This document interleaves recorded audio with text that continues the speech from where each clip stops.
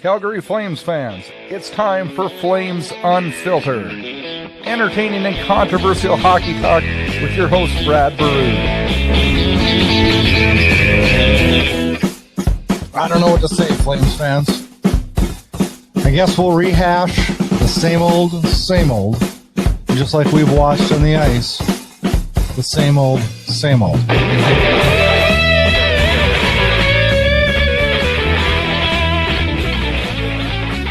Good evening and welcome to Flames Unfiltered. I am the host of the show, Brad Burud. Episode number 91. It's March 3rd. It's actually March 2nd, 2021. That doesn't seem even right to say, but it is. Good to be with you for another edition of Flames Unfiltered, and it is a really good show. We got a great guest tonight. You know, this Flames team. Let's start off with a sports betting story. I do a little bit of sports betting, not a ton, I'm not big into it. I just kind of been dabbling here a little bit lately, but I've always kind of made a rule. I don't bet on the Flames because then I never win. But on Thursday night, the Flames had a rough go in Ottawa, and I know this team well enough to know that Saturday night would be a completely different story. So I took the Flames to cover, and guess what? They win me money because I knew this team would bounce back. But then I also know this team well enough to know that things probably aren't going to go well 2 nights later. Now, I didn't bet 2 nights later because I hate to bet on my team to lose. I should have, though, because I know this team and I think I can make some money on what this team does. And all of you see Kelly Rudy blow his button last week on Sportsnet. How funny was that? Play of the game. It was a miserable Thursday night. The only thing I liked about that whole night was watching Kelly Rudy's button go flying off and how he reacted and how much fun they had with that as a group. It was entertaining and fun. And if you haven't read Kelly Rudy's book, do it because it's good. Monday night, last night, I finally hit the point. I hit the point where these losses and this inconsistent play is not pissing me off anymore. Now, I doesn't mean I don't care. It just means I've accepted the fact that without some major changes, this team's not going anywhere this year. And that sucks to say because this podcast is so much more fun when this team is bumping along and things are going great. Now, I love the Flames, but this last 2 weeks has really been really trying times. Warm-ups last night was a complete embarrassment with goalies getting knocked down, Anderson and Lucic falling over themselves, Gaudreau hitting Monahan in the head with a puck. It was all over social media today, and we're the laughing stock of the league.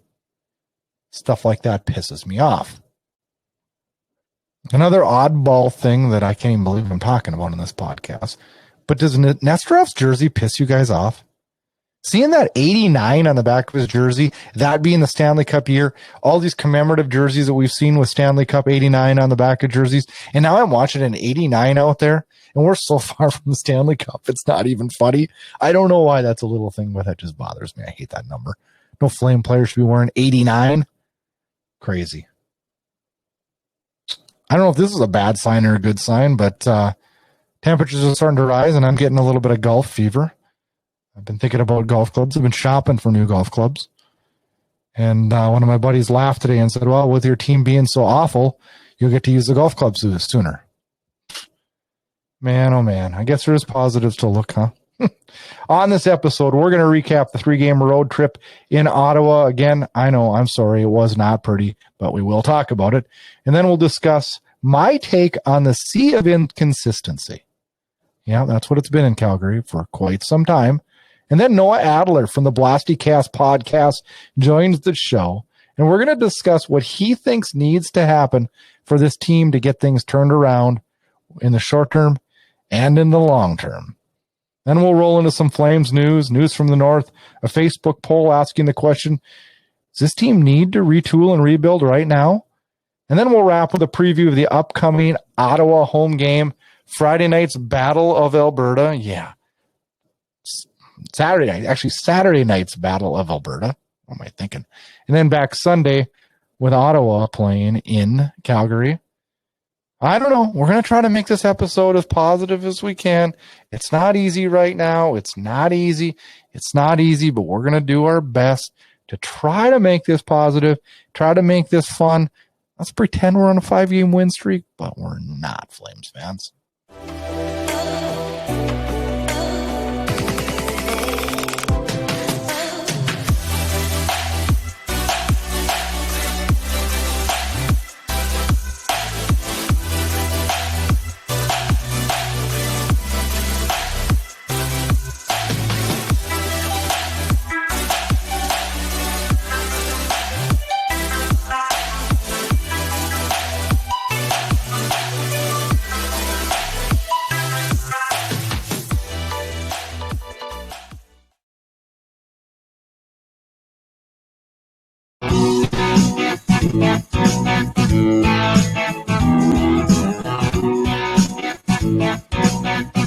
All right, Flames fans. Time to recap the mess out in Ottawa.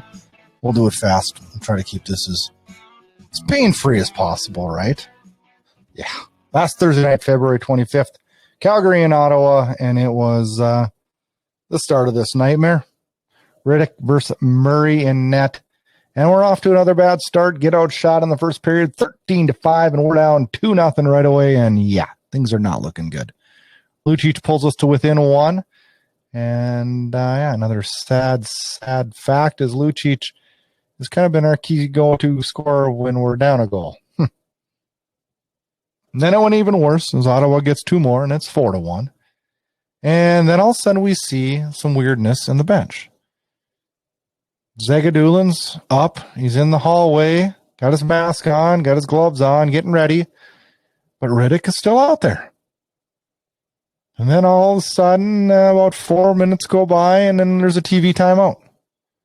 And all of a sudden, Zagadulin comes out, and Riddick is in. Why would Ward do that?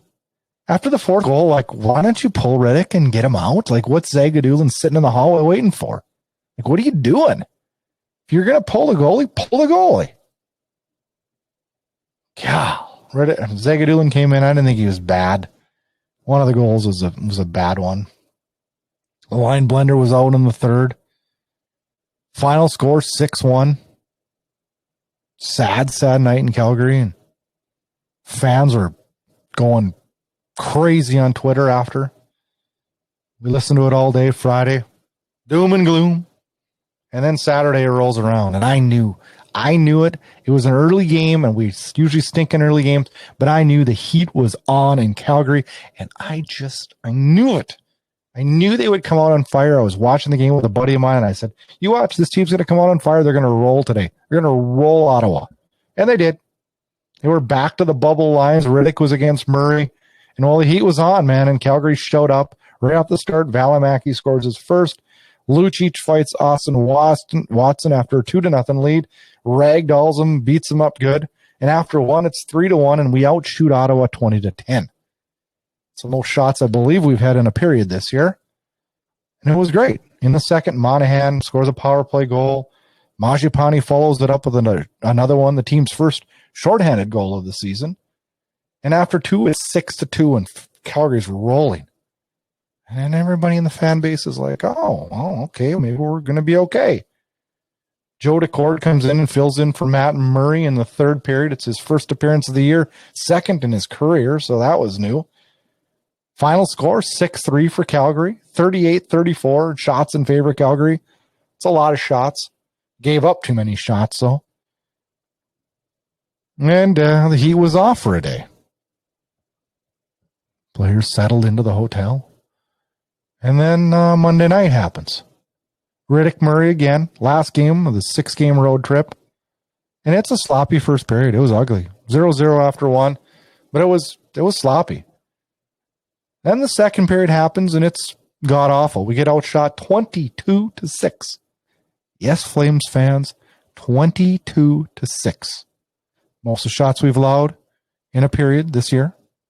Batherson scores 2 goals. Nobody even knew. None of us Flames guys knew who Batherson was. We'd heard the name. That's it. Well, we know who he is now. He's a guy that scores against us all the time. Then this is an interesting part of the game. Probably the only part of the game I liked. Stützle hits Tanev from behind. We're lucky that Tanev isn't out with an injury. And in the third period, Anderson finds Stützle with his back turned and drills him into the wall. And I thought, you know what? I don't want anybody hurt, but that's a payback, and that's a lesson that young 19-year-old is never going to forget again. Riddick played fairly good, minus the one giveaway in front of the net. And it's a 5-1 loss. And I don't know what you guys think. It was one of those real disheartening losses. It was one, well, I said it earlier in the show.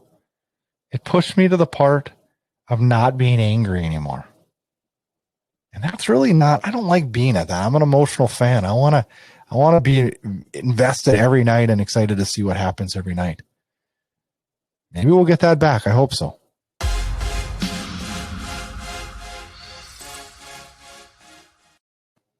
All right, Flames fans. Sea of inconsistency. That's what this organization has been forever. Win a game, the heat's off. Lose the next game. Oh no, the heat's on. Who's going to be fired? Who's going to be traded? We better play hard. We're going to work hard. We win a game. Back to the country club. Let's relax. And whoo, we won. Next night, get our asses blown out again. I can't take it anymore. I can't take it. This locker room has to change. The excuses are unreal. I am so tired of the excuses. So tired. I'm tired of this team saying, well, we need to work for each other. We need to do this for each other. We're a good group. We get along real well. I don't care if you get along. Maybe you shouldn't get along. Maybe someone in this locker room needs to stand up and say, you need to play better. You need to do this. We saw Lucic freak out a little bit in the post game yesterday. I don't know. I think someone other than Lucic needs to do it too. Not that I'm saying that he isn't a leader. I think we need more guys stepping up and calling out players. Another thing I don't understand is the excuse of we're tired. Figure this one out because I'm confused. This hockey team got to Ottawa last Wednesday night. They spent almost a full week there. 5+ days in Ottawa, played 3 games, and aren't allowed to go out in Ottawa or do anything. So they're in their hotel or at the rink, which means tons of rest and tons of sleep. It's not a normal road trip where you're on the road for 6 days and you're in LA that one night, you're in Arizona the next, you're in Vegas the next, in Colorado the next, and then home. No. This team's been sitting in a hotel in the last place, second to worst team in the National Hockey League's hotel, and we can't play a game to save our lives. I don't know how you use the excuse that we're tired. Because it's an excuse, and it's BS is what it is. I wish I had a nickel for every time I hear these press conferences that are the same every single night. And then, of course, we're back to the lines that were in the bubble last year. Now, I'm not saying that's totally a bad thing. I don't mind those lines. But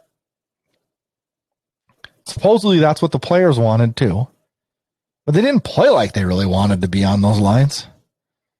So I really don't know what to believe anymore. I don't think I'd love to sit in the locker room just by myself in the corner and watch. This accountability on this team is not there. It's just not. The sad thing is that this organization, this group of players has tricked the fan base. They've tricked the media and they've tricked management into believing they're good because it looks good on paper. Big individual performances at some point in times during careers have made us believe that these guys are good players, but have they ever really shown us that they're good players? Do the statistics lead that? Do the wins lead that? No. We think they're good. But we're wrong. We're wrong. And it's time to change that. This is not a talented hockey team.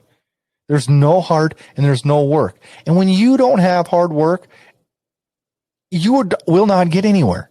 Some of the least talented teams in the league that have a heart and work hard, they have success. But if you don't have heart and you don't work hard every night, every shift, and every play, and aren't accountable for your actions, you're not going to get results. And that's exactly what we've gotten in Calgary lately, is no results. It's time for a change in Calgary, and it changes now.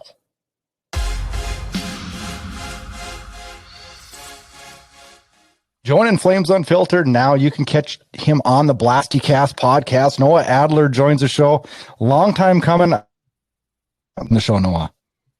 Thanks, Brad, for having me on. It's like you said, it's been a long time coming, and I'm glad we can finally make this happen. Yeah, hopefully. The timing's probably bad since we're probably both aggravated with this team, but well, maybe that's a good thing. So. Yeah. Where do we start? Like, when you look at this Flames team, 23 games in now, I believe it is, where's your frustration level, and where are you looking for answers with? Man, that's a pretty tough place to start. You know what? I'm not surprised anymore. I'm just not. I mean, being a fan of this team as long as I've been, we're pretty much just at the grievance stage at this point. Like, there's nothing, and I've even talked, in overtime about it, is that there's just no other words you can really say at this point, because this hockey team, for as long as I've known, has been a middle of the pack team, which is death in this league. And, this has reminded me a lot too much of the twilight years of the Iginla-Kiprusoff years, when they still thought they were good enough to compete and to be a playoff team when they really weren't.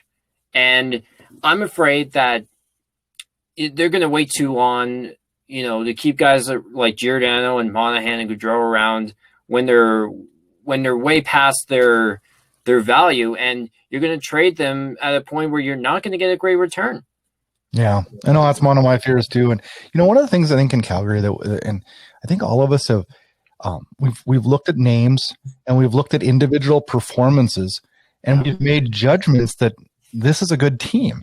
And I'm not saying that we haven't had spurts of really good hockey with this group, but when you look at it in the big picture, I think this recent, I don't know, what do you want to call it, skid that we've had, or these recent, I call it the awakening. I think it's awakened a lot of Flames media, fans, and everybody, and hopefully management, that, I don't know, it's kind of snapped me to the realization of that, geez, maybe we aren't that good. And if you really drill down, we're not. No. We're not that good of a hockey team. And it's hard to say that. It's hard to think that. And this week has really taught me that there's a lot that needs to be done. Absolutely. And, and that's the thing. You just mentioned it right there, is this team is not as good as we all thought, because heading into the season, the biggest talk around this team was they've got some great depth. And as soon as you saw both those Dubé and the Ryan injury, you realized that depth was completely depleted. Yeah. Like, I mean, and I guess where I'm at as well is that people like to point the finger at Jeff Ward, but it's like there's nobody defendable on this organization anymore. There just isn't. Besides maybe Jacob Markstrom. Yeah, there's nobody defendable anymore. Like, there just isn't. I've been very critical of Ward. Now, I'm not blaming, so you know where I'm coming from on this. Okay. I'm not blaming this on Jeff Ward. No. But looking at him separate from the junk on the ice, he's made numerous coaching decisions that I'm just in awe about. The putting in, we go back to the last year's playoff. Putting in Riddick was a huge coaching blunder that I thought, well, okay, we'll let that go. But then this year when we're down a goal. This is early in the season and we're still relevant. Yeah. We're down a goal with 3 minutes to go in Winnipeg, and we've got Lucic and Levo out there. I mean, we've just got in the line juggling every single night. It's like he's pushing the panic button every night. Every night. You can't do that. You have to let lines mesh, and you have to let lines build and grow together, and he's not done that. So I'm critical of him. I want him gone. That sounds so mean to say. I don't want anybody unemployed, but he's not the answer for us moving forward. Mm-hmm. But neither is this core, and this core needs to go. Yeah. But that being said, if you were in Brad Treliving's shoes, now here's where the questions get hard now. If you were in Brad Treliving's shoes, what would be your first move? What would you do tomorrow? Here's then my question to you.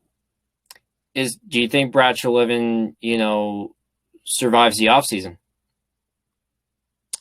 I would guess no, but think about this one though. And if I was an owner, no, he wouldn't. And I've been pro Brad Treliving to the point where it's making me look so stupid right now. Like I really supported him, and I really think he's tried to do the right things. But here's what's going on. I think he might survive this because they just renewed his contract, and this ownership group is not going to want to be paying extra coaches and extra GMs that aren't here. That's right. Yeah. Well, I don't know that he doesn't get one more kick at the can. I called it earlier this year on my show. I called this his final kick at the can, and he might get another kick next year. But he's got to do something, doesn't he? Like, doesn't this start like now? See, here's where I'm at with this. Jack Eichel might become available in the offseason. And for one, I kind of hope go ahead. Sorry. I kind of hoped we'd go down this road. Okay. So if you're Brad Treliving, you have to do everything in your power to go after Jack Eichel. But then here's another tough thing as well, though. If you don't land Jack Eichel, or if you do land him, but it doesn't work out, then I think you have to blow it up. For sure. I think without a doubt, you have to blow it up. Do you honestly think, though, that we even have the assets to get Jack Eichel? Because I don't. Well, and you're right about that. That's also another thing is, do they have the assets to do it? And I think an ideal trade for Jack Eichel, if you are this organization, would probably look like most likely like a Monahan, a Dubé, or a Valimaki, and a Connor Zary and a couple first round picks for Jack Eichel. But even in that sense, it probably may not get it done. How do we? But and I'm not against getting Jack Eichel. I think he's a top 5 player in the league. But I look at our roster and I'm like, what would Buffalo? Okay, I try to compare it to like what Buffalo is going to get thrown at them for Jack Eichel. Mm-hmm. And I don't think Calgary has the assets that they're going to be able to throw at them. Plus, if we're going to like retool, are we really willing to give up a first round pick? Is the timing good to do that right now? And that's where that is also where it gets a bit complicated too. So I think like I'm on that minority that said that, and I think the Flames should absolutely go after Eichel, but if they don't let him, then they should blow it up, because the thing, and you can relate to this as much as I can, but this organization has never gone through a proper rebuild. In the Young Guns or in the post-Iggy Kipper era, they have not done it. And the only way this organization is going to probably leave that middle of the pack is if they go through a proper rebuild. Can we afford to, though? I think we could.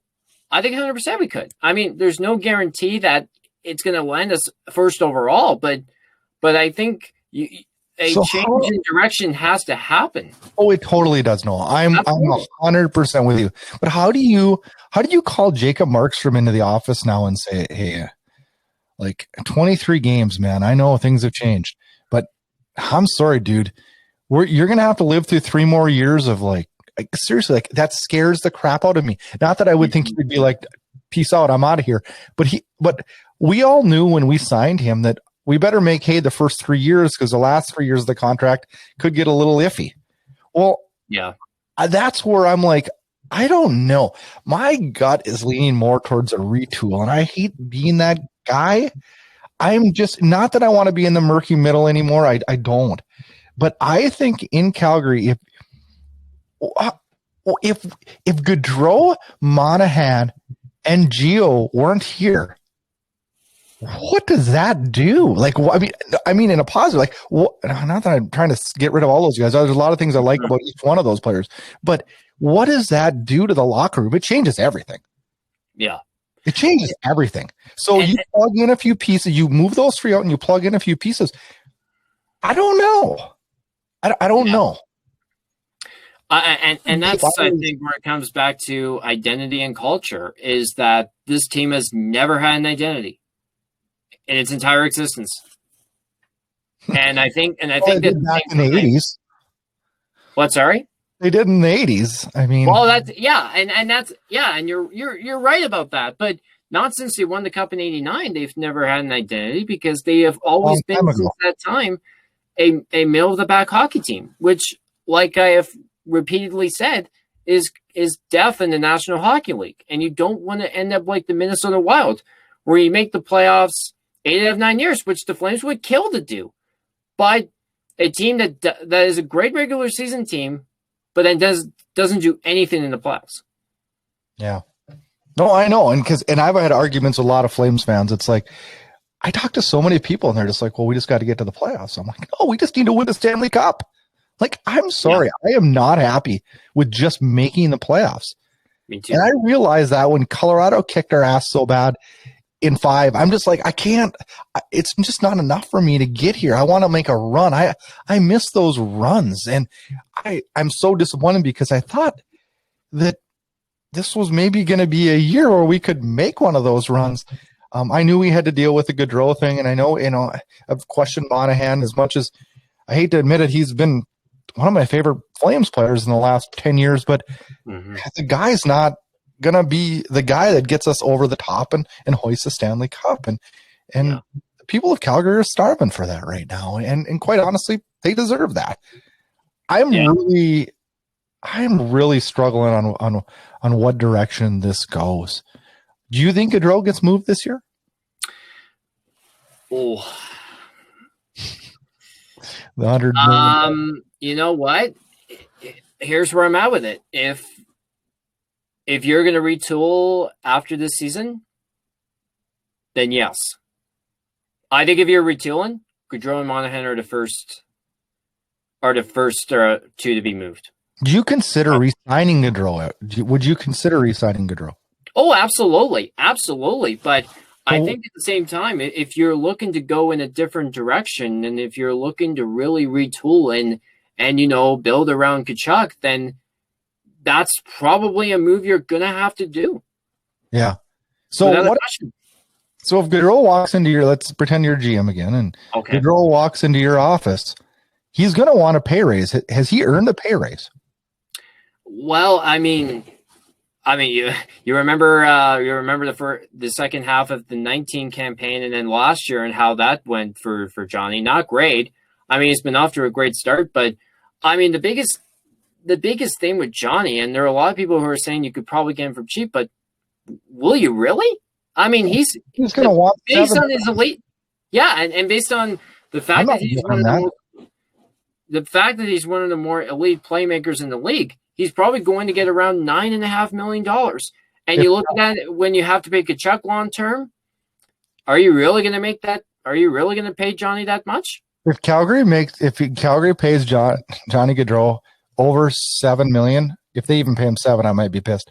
If they pay him more than $7 million, we've lost our mind. I agree. effort. 100% agree. And I'm not throwing this all on him. This is a group crappiness. Yeah. When I see him, last night was bad. He had a bad night. And it wasn't bad that he had bad breaks. It was bad effort. And that's what irritates me the most. And I'm sure you're the same as me. We hear these post-game conferences. It's almost like they're hitting a tape recorder. It's like, well, we got to be better for each other. We gotta want this for each other. We got to quit telling me this. Yeah. Quit telling me this. Yeah. And I think we're all at that frustration level. And I don't know. I don't know how. I don't know what I would say to Johnny Gaudreau if he asked for a pay increase. He sure as hell hasn't earned it. Brad, how many times have we heard those news conferences over the years as fans? Oh, too many. It's the same thing every night. I quit watching them because I think me and you could do them. And it would be the exact same thing as what they would say. And I'm not saying that they're getting up there and lying to us. Yeah. But at some point, talk is cheap. I need to see results. And I don't know. Do you think there's players calling other players out in the locker room? Because I don't. I really want to know what's going on in that locker room. But hell, I wouldn't even know what happened in that players only meeting. I really do. I really do. Because if somebody really told Tkachuk to tone it down, I guarantee that player should be moved. I guarantee. Don't you think it happened? I think so. Rumors don't start. I 100% think so. Rumors don't. Elliot, and remember Friedman, who's probably the most reliable source in the game, he wouldn't lie. He wouldn't lie. He has no reason to. No. He has absolutely nothing to gain by that. Yeah. I would bet. I'm not even. It wouldn't shock me at all that if more than one player said that. Me either. I wouldn't be surprised either if that ended up coming out. No, it wouldn't shock me at all. And that's sad because no, I don't want us fighting every night. And I don't think we need to do that. But you know what? Good teams stick up for each other. Look at the Boston Bruins. Yep. I'm sorry if Marchand did that and he got a puck flipped at him. They would have been 5 other Bruins right on top of the guy that flipped the puck on him. Yeah. And I can't believe the night the day that happened, I didn't think it was like a huge deal. But then I started thinking about it more later on, and I'm thinking, man, that would have sent some beer league games into a frenzy. It would have.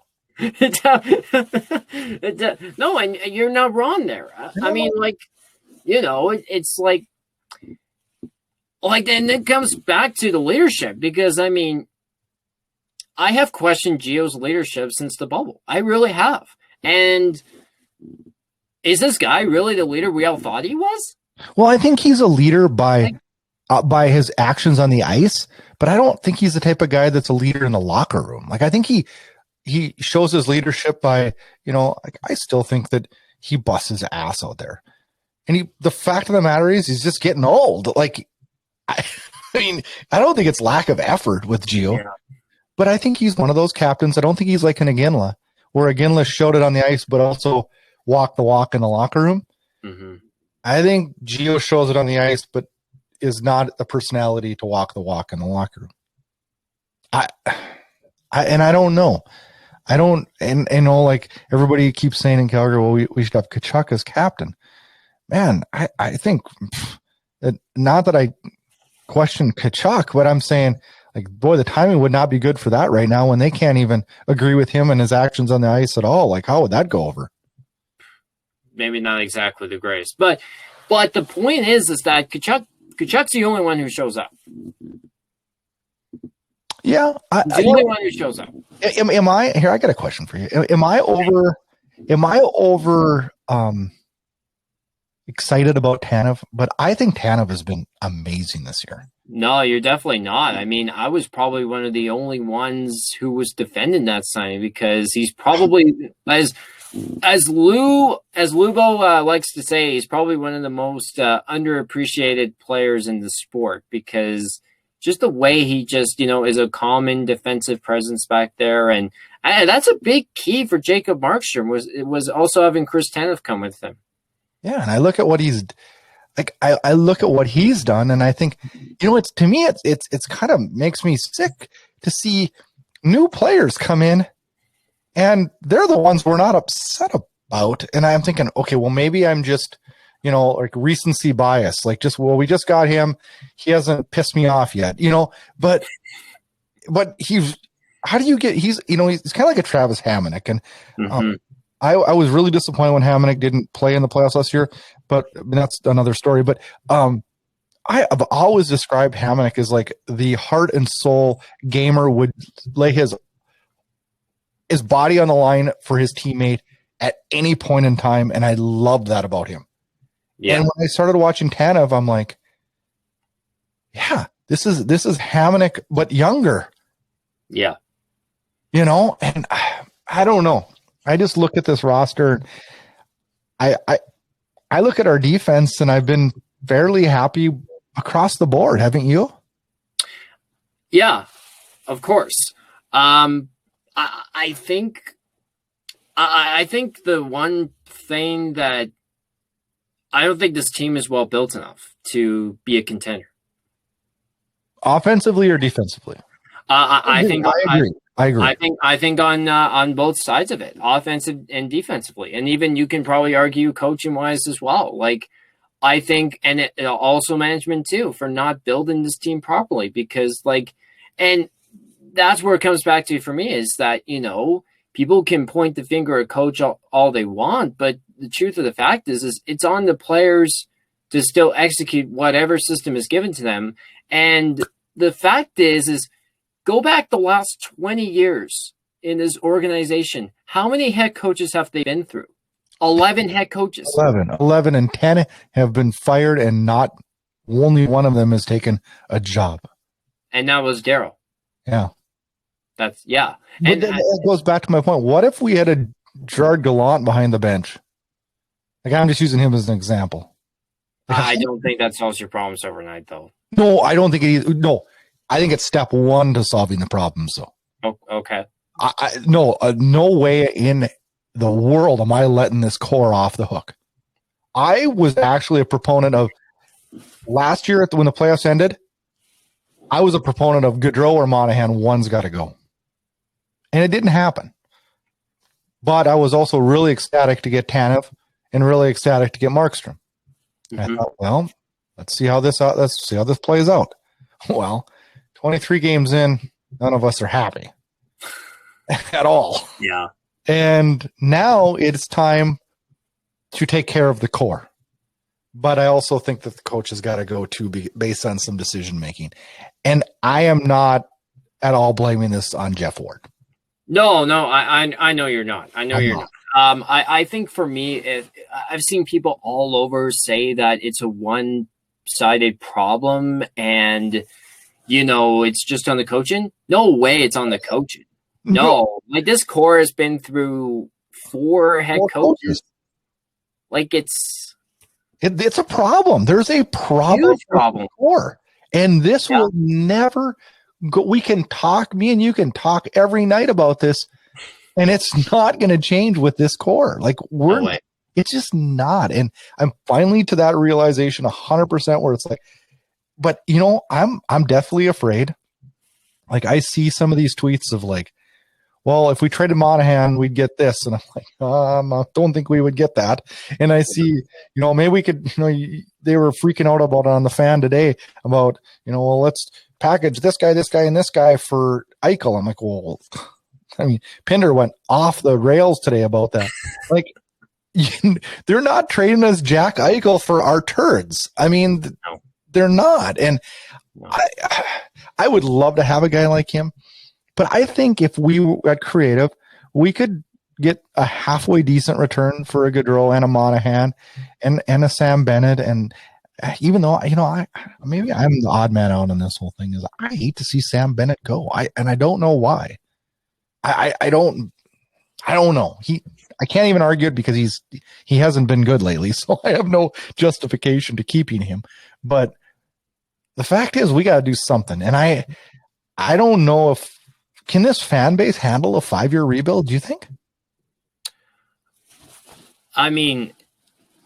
There are some who I have talked to and I've seen that are kind of on the same page where I am. I think the problem is, again, like I just mentioned, the organization has been a middle of the pack franchise for too long, and you just cannot continue to stay there over and over again. Like, how many times have we kept seeing this? I've seen this for as long as I've cheered for this team. Yeah. No, I can't argue with you. It is the same story every year, just like the news conferences are the same every night. Yep. Nothing's changed at all. So when do you start the change? Do you start it right now, or do you wait till the off season?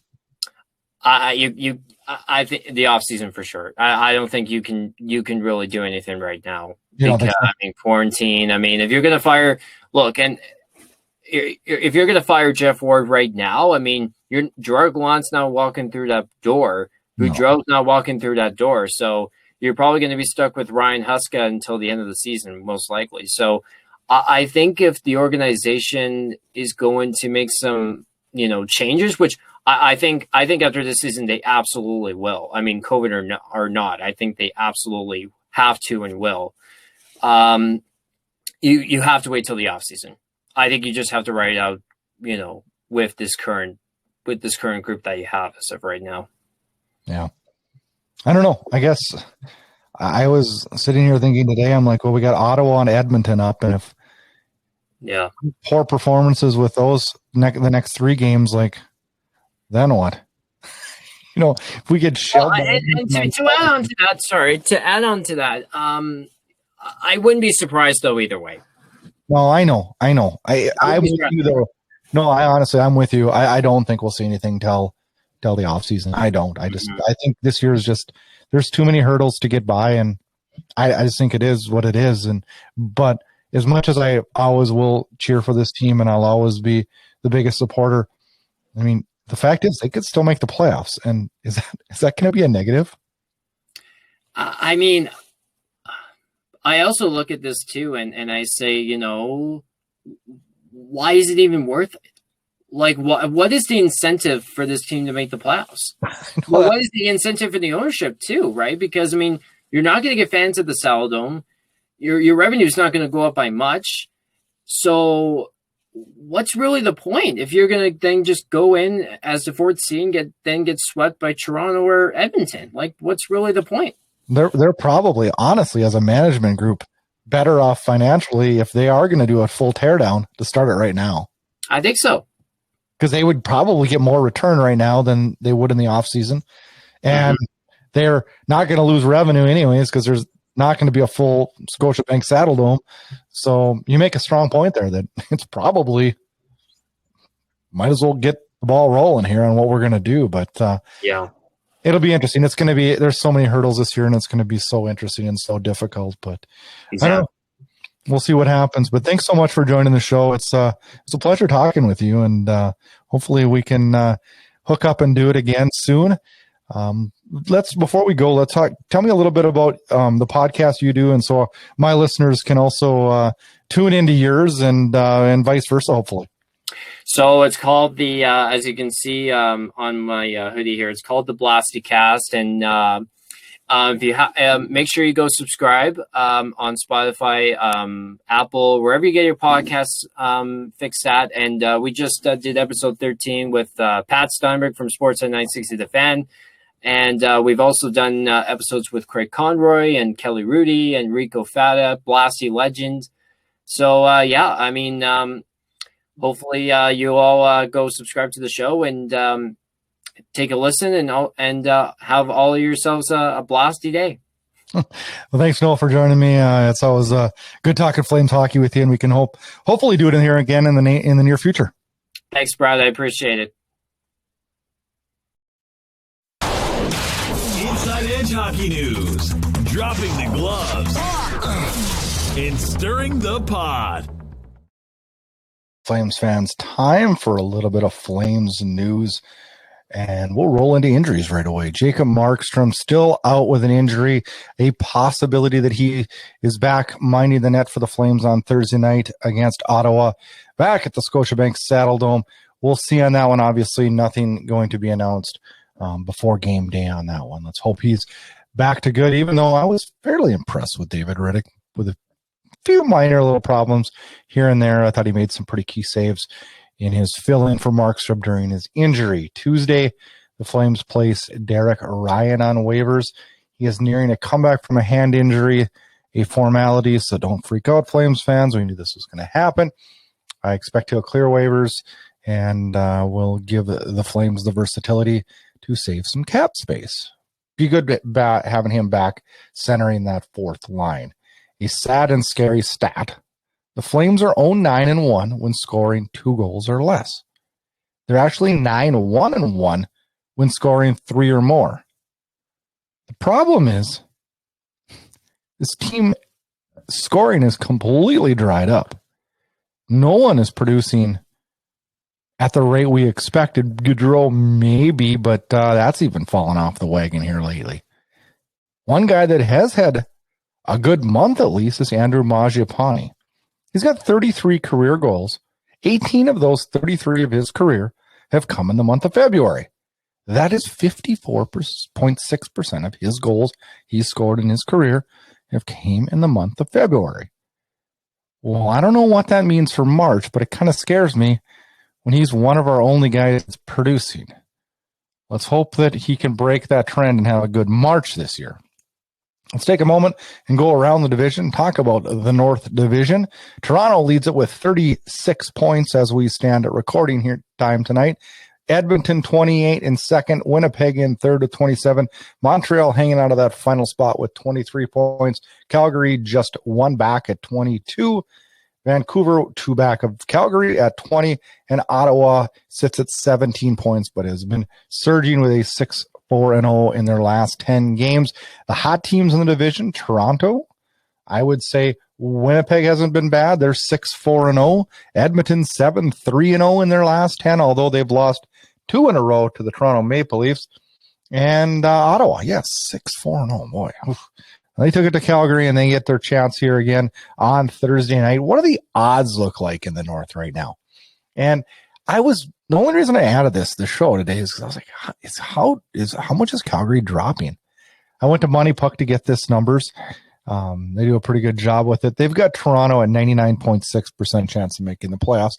Sounds about accurate to me. They got the second place Edmonton Oilers at 83.3. I thought that makes about right sense. They got the third place Winnipeg Jets at 68.6. Now, I thought that number would be a little bit higher, like in the lower 70s.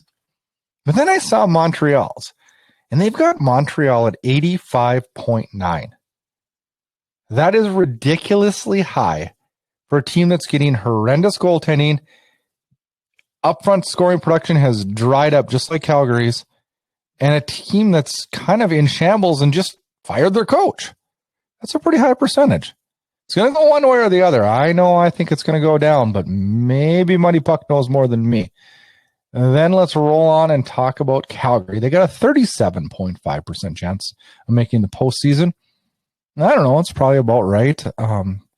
They go back home now, and if they snake some wins together, yeah, that's probably about right. Vancouver sits at 15.7, and Ottawa 9.5. Actually, I think both those two teams have something to say about that. I think both of them have the potential to move up to and chase Montreal. So no slouches there. The team gets hot, wins a few in a row, and a lot of things change pretty quickly. Facebook poll of the week. Thank you goes out to our friends at Calgary Flames Fans and Flames Hub, 2 Facebook groups that helped me with this poll. And I kind of screwed this poll up myself, though. It's on me. I'm taking this. I'm taking the hit on this one. 420 people responded to me today to my question: do the Flames need a complete rebuild or a retool? My only problem is I put in yes and no as the responses, which is completely idiotic, and I don't know what I was thinking. But let's go with it because I got a ton of comments, so I got a good feel for what the listeners want. 75%, 313 respondents said, yes, we need a rebuild or a retool. 25%, 107 people said, no, leave it as status quo, which surprised me a bit because when I wrote this question, I didn't even consider the fact that we would all be okay with letting things go, because this isn't just a problem we watched in the first 23 games. This is a problem that we've watched for 3+ years. So I think something needs to be done. I think a rebuild or a retool needs to happen. Now, I'm torn back and forth on which one of those needs to happen. Most of our listeners, and based off what the comments they were leaving, most believe a retool, starting with a firing of the coach, and then Giordano, Monahan's name was listed quite frequently. I would go with fire the coach and then hit Gaudreau because we need to get a return on him. Obviously, Bennett. I don't know what you do with Giordano. I don't know that that's one you want to move. I think Monahan has to go, but we'll get into that in other parts of the show. But I believe a retool at least has to happen. Now, a complete teardown, it's tough. It's tough right now in this league with salaries where they are and the cap sitting stagnant for 3 years. I don't know how that would fit into the mix here, but I guess you can't completely rule it out. A big thanks goes out to both those Facebook groups, Calgary Flames fans and Flames Hub. I really appreciate your help on the polls.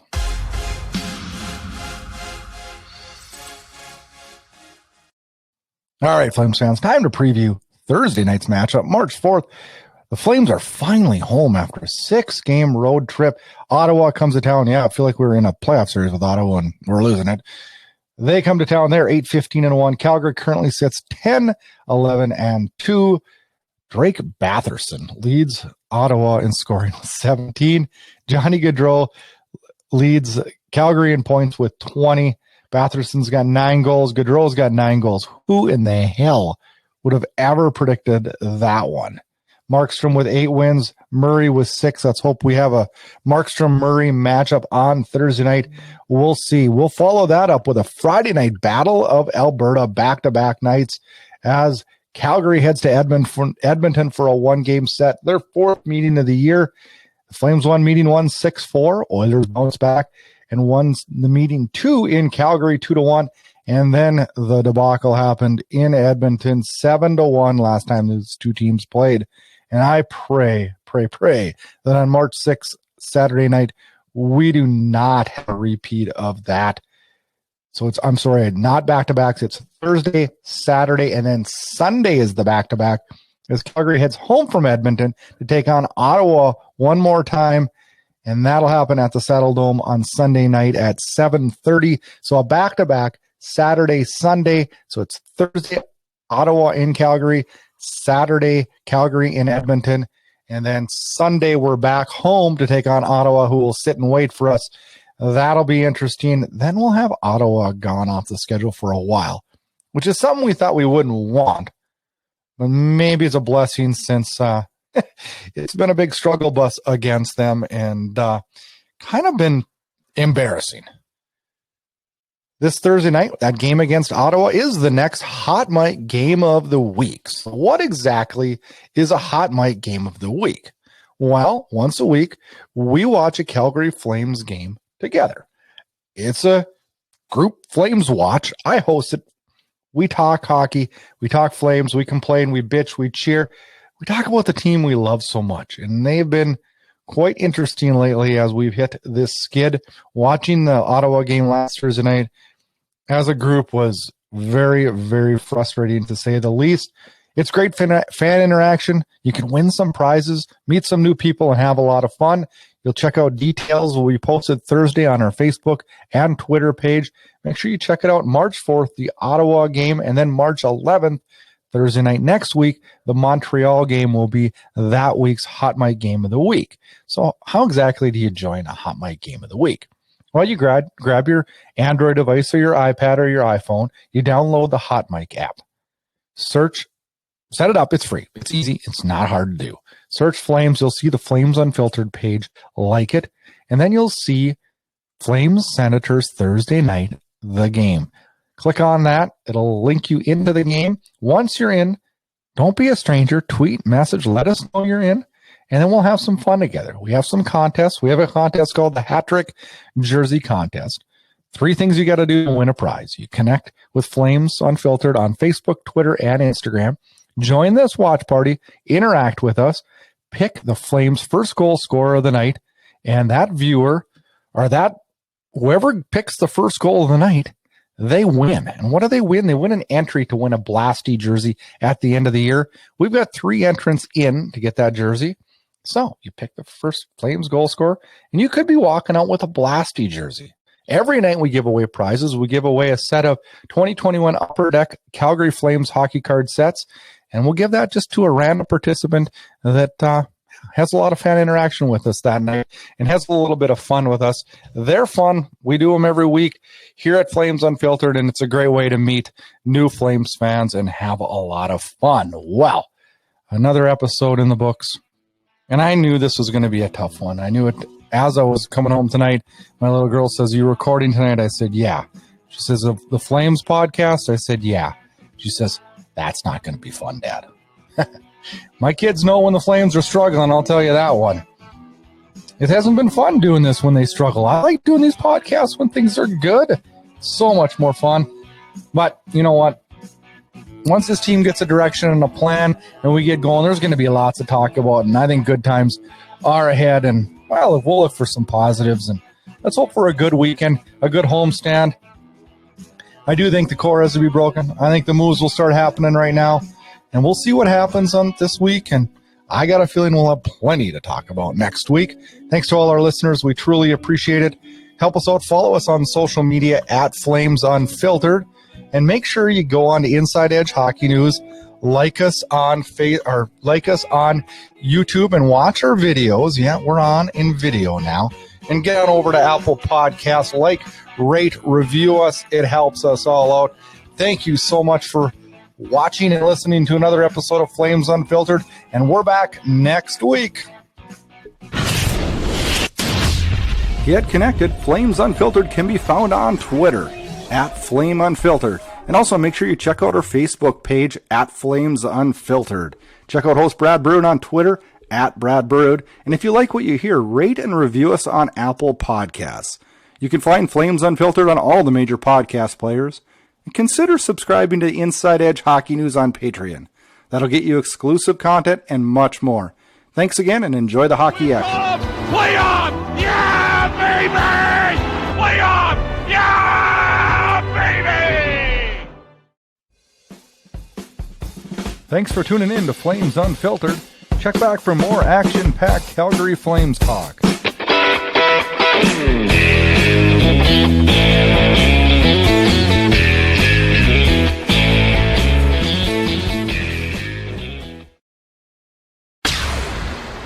This has been a production of Inside Edge Hockey News Radio, copyrighted and distributed by the Inside Edge Hockey Media Group.